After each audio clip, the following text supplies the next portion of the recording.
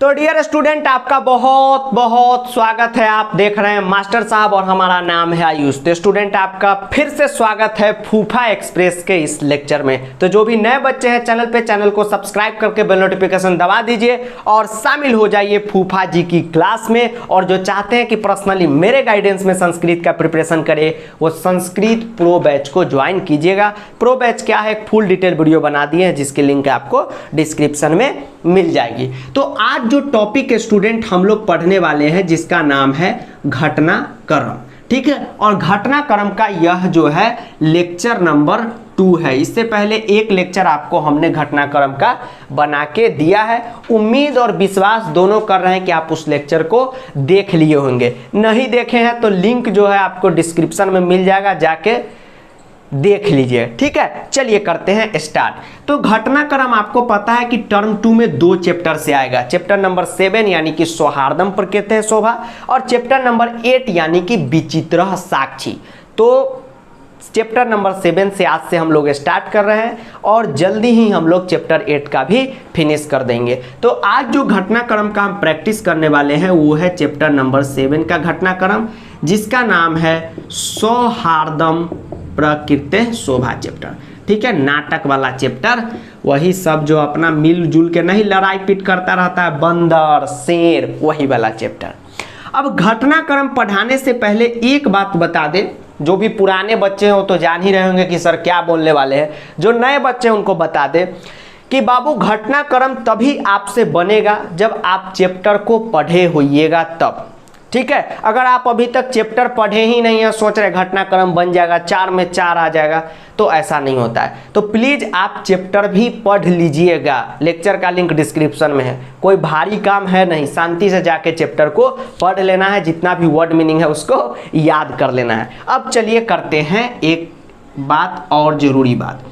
उसके बाद जब भी आप बोर्ड के एग्जाम में जाइएगा तो कभी भी घटनाक्रम का आंसर आप ऐसे मत लिखिएगा। आप लोग का गलती हम देखते हैं, आप लोग की एग्जाम की कॉपी चेक करते हैं, बच्चा ऐसे लिख देता है 6, 1, 2, 3, 4, मतलब जो भी सीरियल लाइन उनको लगे ऐसे आप लिख देते हैं। बिल्कुल ऐसा मत कीजिएगा, ठीक। पहले तय कर लीजिए कि कौन सा लाइन पहले होगा, कौन सा लाइन बाद में होगा, और सीरियल वाइज पूरे लाइन को दोबारा आपको लिखना रहता है। मान लीजिए हमने तय किया कि छठा लाइन हमें पहले होगा, तो छठा लाइन में जो भी सेंटेंस है उसको आप पहले लिख दीजिए। जैसे अगर मान लीजिए रहे मेरा नाम आयुष कुमार है, तो आप पूरा ऐसे लिख दीजिए कि मेरा नाम आयुष है, ठीक है। उसके बाद आपने तय किया कि पहला लाइन है, तो आपका पहला लाइन में जो है उसको आप यहाँ पे लिख दीजिए, सीरियल बना दीजिए 1, 2, 3, 4, 5, 6, 8, और शांति से उसमें आप 6, 7, 8 तक आप लिख दीजिएगा। एक भी मार्क्स आपका नहीं कटेगा। तो ये सब जो इम्पोर्टेंट बात है इसको आप अपने ध्यान में रखिएगा। अब चलिए करते हैं घटनाक्रम को। उससे पहले एक और बात बता दें स्टूडेंट कि बोर्ड एग्जाम में आपके जो अंकल है CBSE अंकल, कभी कभी अंकल जी जो है कंफ्यूज करना चाहते हैं आप लोगों को। अब आप कहेंगे सर कैसे, तो घटनाक्रम का जो टाइटल है वो दे देंगे समुचित कर्मेन। बात समझ रहे हैं, समुचित कर्मेन, ठीक है। कथा लेखनम, कहानी लेखनम। तो उससे परेशान मत होइएगा कि सर ये क्या आ गया, वो घटना ही क्रम है। जैसे आपका भी नाम होता है ना स्कूल में, राहुल कुमार, घर पे क्या होता है, राहुलवा, चिंटू, मिंटू होता है कि नहीं, छोटू, बाबू, तो उसी तरह इसका भी नाम है। अब एक जरूरी बात, अभी आपको स्क्रीन पे स्टूडेंट चैप्टर 7 का फोटो दिख रहा होगा, मतलब उसके इंपॉर्टेंट लाइन का, ठीक है। ये क्वेश्चन नहीं है, ये सीरियल वाइज लाइन हम दे दिए हैं जो सब बहुत ही ज़्यादा इंपॉर्टेंट है। तो इसको आप अपने दिमाग में हमेशा याद रखिएगा। इसका हिंदी भी आप हमेशा अपने दिमाग में याद रखिएगा।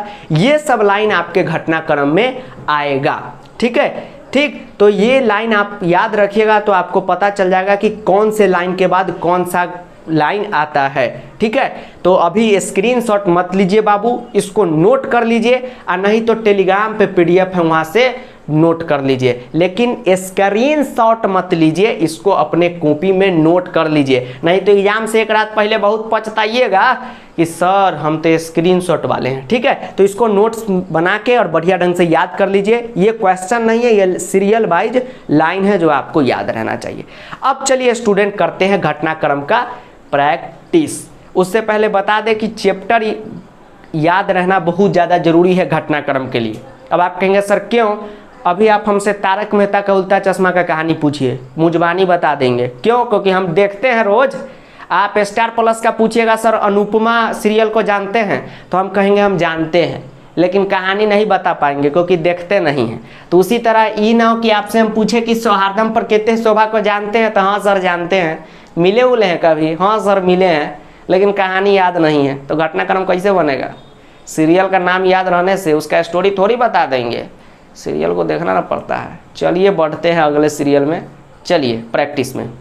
तो डियर स्टूडेंट, अब चलिए करते हैं घटनाक्रम का प्रैक्टिस। और एक बात याद रखिएगा, अभी घटनाक्रम का क्वेश्चन सॉल्व करने से पहले बहुत तरीका हम आपको बताएंगे घटनाक्रम करने का, तो उसको शांति से देख के अपने मन में उसको याद रखिएगा। अब जैसे ही हम यहाँ पे हटे, ठीक है, ये बोर्ड से जैसे ही हम हटे, आपको एक घटनाक्रम का क्वेश्चन दिख रहा होगा। अब आपके मन में सवाल आएगा कि सर ये तो देखकर ही हमको डर लग गया, सर हमसे नहीं बनेगा। तो एकदम तय है कि आपसे नहीं बनेगा। कभी भी घटनाक्रम का क्वेश्चन को देखकर डर गए तो समझिए चिंटू फूफा के घर पे आप चले गए। ठीक, वो डायलॉग है ना, जो डर गया समझो मर गया। ठीक है, तो जब भी आप घटनाक्रम का क्वेश्चन देखिए तो दो काम कीजिए। सबसे पहला काम कि आप यह पता लगाइए कि ये घटनाक्रम जो सीबीएसई अंकल हमें दिए हैं, यह जो घटनाक्रम है यह कौन से चैप्टर का है। और आज चल रहा है चैप्टर नंबर 7 का लेक्चर, तब ना आपको पता चल गया कि चैप्टर 7 का ही है। ठीक है, तो बोर्ड में तो ऐसा नहीं होगा कि आपको लिख के देगा कि हाँ छोटू ये चैप्टर नंबर 7 का है या चैप्टर नंबर 8 का है। आपको पता करना होगा, तो आपने पता किया कि ये चैप्टर नंबर 7 का है। उसके बाद दूसरा काम आपको ये करना है, यह पता लगाना है कि चैप्टर नंबर 7 जो है वो तो बहुत बड़ा चैप्टर है, बहुत तरह का कहानी है। कहानी किस पार्ट से उठाया गया है? अरे फिल्म देखते हैं, सिनेमा देखते हैं, सीरियल देखते हैं, तो कहानी का पार्ट होता है ना, मतलब कि स्टार्टिंग का है कि मिडिल का है कि लास्ट का है, वो आपको पता करना है। सर कैसे पता चलेगा? तो आपको एक एक दो दो लाइन इसमें से पढ़ते चलिएगा, आपको अपने आप पता चल जाएगा। एक बात याद रखिएगा कि घटनाक्रम करने के लिए, और घटनाक्रम आपका तभी सही होगा जब आप चैप्टर अगर ईमानदारी से पढ़े होंगे। बहुत बच्चे ऐसे होते हैं जो बिना चैप्टर पढ़े सोचते हैं कि घटनाक्रम कर देंगे, और नहीं होता है तो टीचर को ही बुरा भला कहते हैं। तो ऐसा नहीं है बउआ, जब तक आप चैप्टर नहीं पढ़िएगा घटनाक्रम आपसे नहीं बनेगा। गांठ मान के याद कर लीजिए इसको। ठीक, अब चलिए करते हैं पता कि यह कहानी किस टाइप का है, मतलब कि किस पार्ट का ये कहानी है। उससे पहले थोड़ा सा डाल देते हैं इसमें पेट्रोल। चलिए स्टार्ट करते हैं। ठीक है, पेट्रोल कम हो गया। विविधा पक्षिणा अपि सिंहस्य एतादृशम दशाम दृष्ट्वा हर्ष मिश्रितम कलरवम कुर्वन्ति। ये लाइन चैप्टर का ही है, कोई नया लाइन आपको नहीं देगा जो डर जाना है कि सर क्या पूछ देगा। बुक में क्या लाइन पूछेगा और उसका हिंदी मतलब तो हम आपको याद करा ही चुके हैं। ठीक है, नोट किए थे ना कॉपी में? नहीं नोट किए हैं तो पीडीएफ दे देंगे, कमेंट कर दीजिएगा। ठीक, और याद कर जाइएगा कि इसका मतलब क्या होता है। तो आप जैसे ही पहला लाइन पढ़े, 50% बच्चा को नहीं समझ में आया, दूसरा लाइन पढ़िए। वनस्य समीपे एवैका नदी बहती। सर स्टॉप कीजिए, ये हमको समझ में आ गया कि वन के समीप, वनस्य मतलब जंगले न होगा, सिनेमा हॉल थोड़ी होगा, तो वन का मतलब जंगल, उसके समीप एवैका, सर एक नदी बहती मतलब एक नदी बह रहा है। अरे सर ये तो चैप्टर के स्टार्टिंग का ही लाइन है कि वन का दृश्य है और उसके समीप एक नदी बह रहा है। सर हमको पता चल गया ये चैप्टर के स्टार्टिंग से ही पूछा है। अब जितना भी आपका दिमाग है उसको आप कंसंट्रेट कीजिए स्टार्टिंग के कहानी में। तो स्टार्टिंग के कहानी में क्या हुआ था कि वन का दृश्य था, मतलब जंगल का दृश्य था। अरे नाटक वाला चैप्टर है तो दृश्य तो रहेगा ही ना, सीन रोल कैमरा एक्शन। ठीक, और क्या था, एक नदी भी बह रहा था, एक शेर जो था सुखपूर्वक आराम कर रहा था, तभी एक बंदर उसका पूंछ खींच देता है और तभी शेर क्रोधित हो जाता है। ठीक है, शेर उस बंदर सबको मार देना चाहता है, फिर कोई कान खींच देता है। कहानी याद आ रहा है, वही कहानी यहाँ पे पूछा है। अब दूसरा काम आपको क्या करना है, सारे लाइन का हिंदी मतलब समझना है। अब जैसे ही हम बोले हिंदी, आपको डर लग गया कि सर हिंदी मतलब सर इतना कैसे याद करें, नंबर चाहिए पूरा। ठीक है, याद करना नहीं है। ठीक है, नहीं याद कीजिए, जरूरी नहीं है कि आपको शुद्ध शुद्ध हिंदी करना ही है। अरे टूटा फूटा भी समझ लीजिएगा ना, ठीक है, आप अपनी भाषा में, तो भी काम चल जाएगा। जैसे वनस्य समीपे एवैका नदी बहती। अब मान लीजिए कोई बच्चा सोचा कि वन के समीप एक नदी बह रही है, एकदम शुद्ध शुद्ध। कोई बच्चा सोचा कि फॉरेस्ट के पास वन रिवर बहती, मतलब जंगल के पास एक नदी बह रही है। ठीक है, हमारे यहाँ का अगल बगल का बच्चा होगा तो ठेठी में समझ लेगा कि जंगलवा के पास एगो नदियाँ बह रही है। ठीक, तो मतलब ये है कि इसका मायने आप समझ गए कि नदी बह रही है। ठीक है, पहला लाइन का मतलब समझिए, विविधा पक्षिणा अपि सिंहस्य एतादृशम दशाम दृष्ट्वा हर्ष मिश्रितम कलरवम कुर्वन्ति। याद कीजिए, इसीलिए बोले थे कि वर्ड मीनिंग याद करना जरूरी है। ठीक है, वर्ड मीनिंग इस बार टर्म 2 में नहीं पूछेगा, लेकिन संस्कृत का हिंदी में वर्ड मीनिंग नहीं याद होगा तो फिर घटनाक्रम भी आपसे नहीं बनेगा, न अन्वय बनेगा, न क्वेश्चन आंसर बनेगा। ठीक है, तो वर्ड मीनिंग याद कीजिएगा। तो विविधा पक्षिणा मतलब जितने भी विभिन्न विभिन्न पक्षी थे, वह सिंह मतलब शेर की ऐसी दशा देखकर क्या होने लगे, अपने में हंसने लगे। तो एक बात बताइए कि स्टार्टिंग में क्या यह लाइन हम लिख सकते हैं? मान लीजिए मेरा मन किया कि स्टार्टिंग में पहला लाइन हम यही लिख दें, आप तुरंत हमें मना कर दीजिएगा। ठीक है, कि सर आप नहीं लिख सकते क्योंकि अभी तो शेर की दशा हुई ही नहीं है, अभी शेर का तो सर पूंछ खिंचाया नहीं है, तो सभी पक्षी हंसेगा क्या, आप गलत बना दिए। ठीक, तो इस प्रकार जब आप अपने बोर्ड के एग्जाम में अपने आप से बात कीजिएगा ना, ठीक है, मजा आ जाएगा पढ़ने का, तो आपको पता चल जाएगा कि क्या सही है। मान लीजिए कि आपका जो मन है, आप जो है, आपका मन नहीं, आप जो है, आप लिखना चाहते हैं ये लाइन पहले वाला में कि विविधा पक्षिणा शेर की ऐसा दशा देखकर हंस रहा था। आपका जो मन है वो रोकेगा, क्या है रोहित चुप हो, अभी तो शेर का दशा हुआ ही नहीं, शेर का अभी तो दशा हुआ ही नहीं है, तो सब हंसेगा क्यों, मतलब ये पहला लाइन नहीं होगा। अगला लाइन पे बढ़िए, वनस्य समीपे एवैका नदी बहती। यस सर, यही पहला लाइन होगा। सर आपको कैसे पता चला? इसलिए हमको पता चला क्योंकि चैप्टर जब आप पढ़िएगा पहला लाइन यही लिखा हुआ है। बात समझ गए? अब चलिए आगे चलते हैं। तो वन के समीप एक नदी का दृश्य है। उसके बाद क्या था कहानी में कि एक जो शेर था सुखपूर्वक विश्राम कर रहा था, तभी एक बंदर यानी वानर आके उसका पूंछ खींच देता है। खोजिए तो उस टाइप का कोई लाइन है, तदैव अन्यस्मात् वृक्षात् अपरः वानरः, बात ये नहीं है। एवमेव वानरः बारम बारम सिंह तुर्दन्ति, ना ना, क्रुधः सिंह इतस्ततः धावति। अरे अभी पूंछ खींचा ही नहीं तो दौड़ेगा क्या है। हाँ सर ये मिल गया, एक सिंह सुखेन विश्राम्यते, मतलब एक सिंह सुखपूर्वक विश्राम कर रहा था, तदैव मतलब तभी एक बंदर आया और उसका पूंछ क्या कर दिया, खींच दिया। मतलब दूसरा जो लाइन है ये हमारा यहाँ पे सेट हुआ।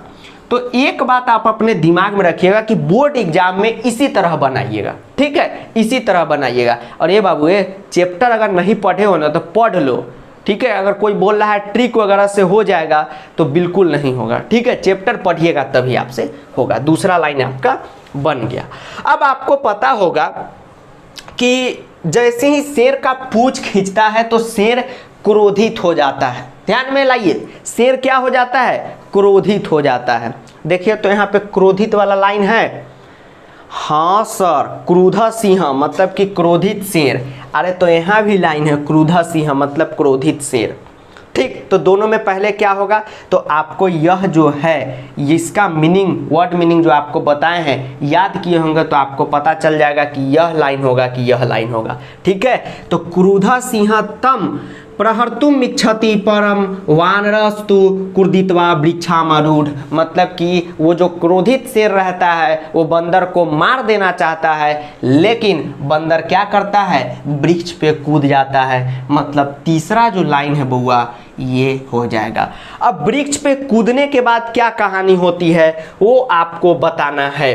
वृक्ष पे कूदने के बाद क्या कहानी होती है, तो एक बानर कूद के शेर का क्या करता है, कान खींच देता है, कान खींच देता है। लाइन याद है, वर्ड मीनिंग याद कीजिए, कान खींच देता है। देखिए यहाँ पे लाइन मिल गया कि तदैव अन्यस्मात् यानी अचानक वृक्षात अपरः वानरः सिंहस्य कर्णामाकृष्य, मतलब कान खींच देता है, पुनः वृक्षोपरि आरोहिति, मतलब कान खींच के कहाँ चल जाता है, फिर जहाँ से आता है मतलब वृक्ष पे से आता है ऊपर ही चढ़ जाता है। चौथा लाइन हमारा ये हो जाएगा। क्या हो जाएगा, पहला लाइन ये, दूसरा लाइन ये, तीसरा लाइन ये, चौथा लाइन ये। तो एक बात ध्यान में रखना है कि कितना पेशेंस से धीरे धीरे धीरे धीरे मेरे जिंदगी में आना, धीरे धीरे हम लोग समझ रहे हैं लाइन को, उसी तरह आपको भी धीरे धीरे ही यहाँ पे समझना है।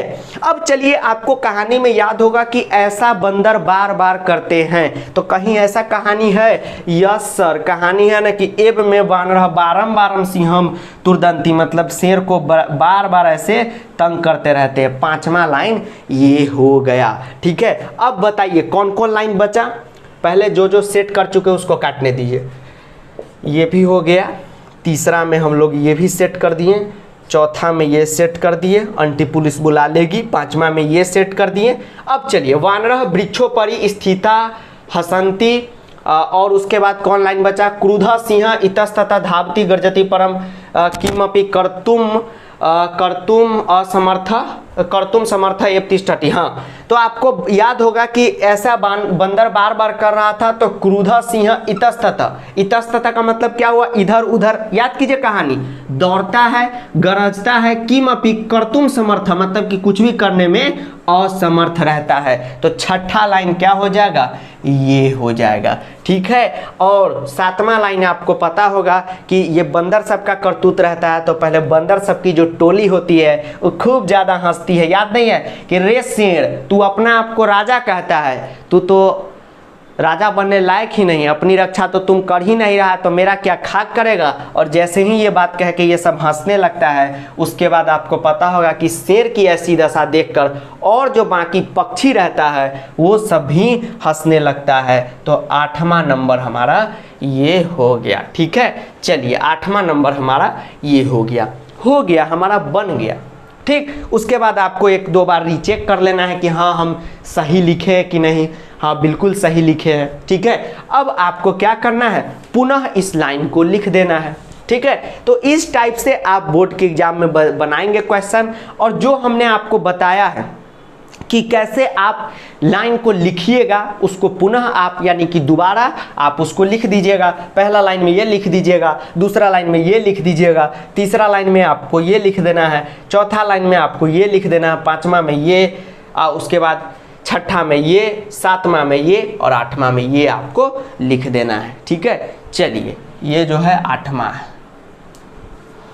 लगता है इसका भी पेट्रोल खत्म हो गया। चलिए तो थोड़ा सा यहाँ पे पेट्रोल डाल लेते हैं। तो एक बात हमको कहानी से याद आ गई, घटनाक्रम करने से, कि आपको एक काम करना है बउआ कि चैप्टर को बढ़िया ढंग से पढ़ के रखना है, नहीं तो फिर आपसे नहीं बनेगा। ये बात आप ध्यान में रखिए, झूठ फूट का हम नहीं बोलेंगे कि हाँ ट्रिक बता देंगे, शांत रहो, घबराओ मत।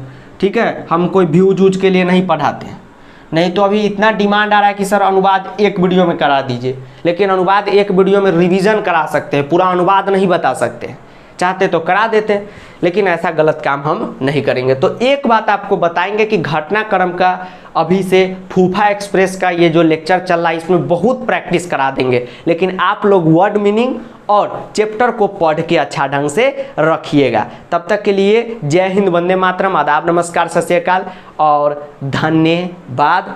वीडियो को दोस्तों के साथ एक बार शेयर कीजिएगा, अपने बाबू सोना के साथ 2-3 बार शेयर कीजिएगा और मिलते हैं अगले लेक्चर में। Thank you. और सुनिए, अंकल जी के साथ शेयर कर दीजिएगा, वही जो धोती पहन के, नहीं रे धोती नहीं, लुंगी पहन के शाम में चाय पीते रहते हैं, क्रिकेट का बॉल नहीं देते हैं। I hate this uncle who didn't give cricket ball. Okay bye.